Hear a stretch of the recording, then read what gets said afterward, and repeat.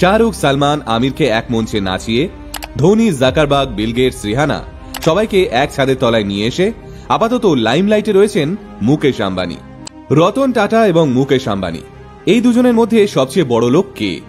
নিজের ছেলের pre wedding অনুষ্ঠানে 1200 কোটি টাকা খরচ করে শাহরুখ, সালমান, আমিরকে এক মঞ্চে নাচিয়ে Dhoni, Zuckerberg, Bill Gates, Rihanna সবাইকে এক ছাদের তলায় নিয়ে এসে আপাতত লাইমলাইটে রয়েছেন মুকেশ আম্বানি।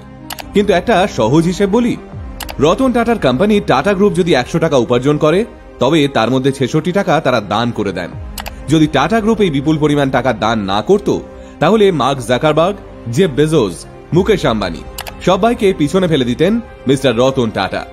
কিন্তু আপনি এবার গুগল ঘেঁটে হয়তো বলবেন 2023 সালে ভারতের সেরা দানবীরের তালিকায় প্রথম তিনে তো শিব নাদার, আজিম প্রেমজি এবং মুকেশ আম্বানি রয়েছে, রতন টাটার নাম তো সেই লিস্টেই নেই।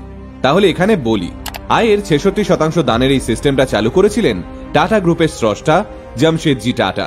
উনি 120 বছর আগে মারা যাওয়া সত্ত্বেও 102 বিলিয়ন টাকা দান করে তিনি এখনো অবধি পৃথিবীর শ্রেষ্ঠ দানবীর।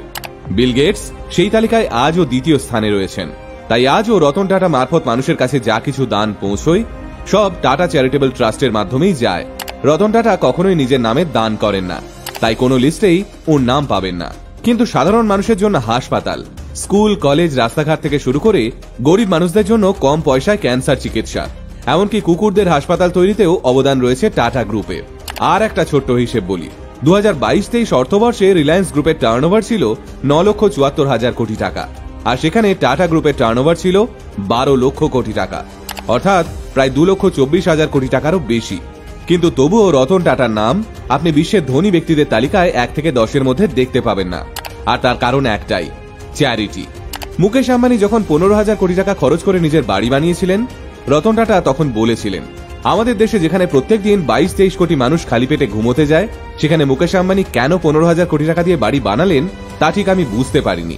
তিনি আরো বলেছিলেন, মুম্বাই, দিল্লির মতো বড় বড় শহরে ফুটপাথে শুয়ে থাকা হাজার হাজার অভুক্ত মানুষের সামনে দিয়ে 10 কোটি টাকার গাড়ি চড়ে বেড়ানো সত্যি লজ্জার।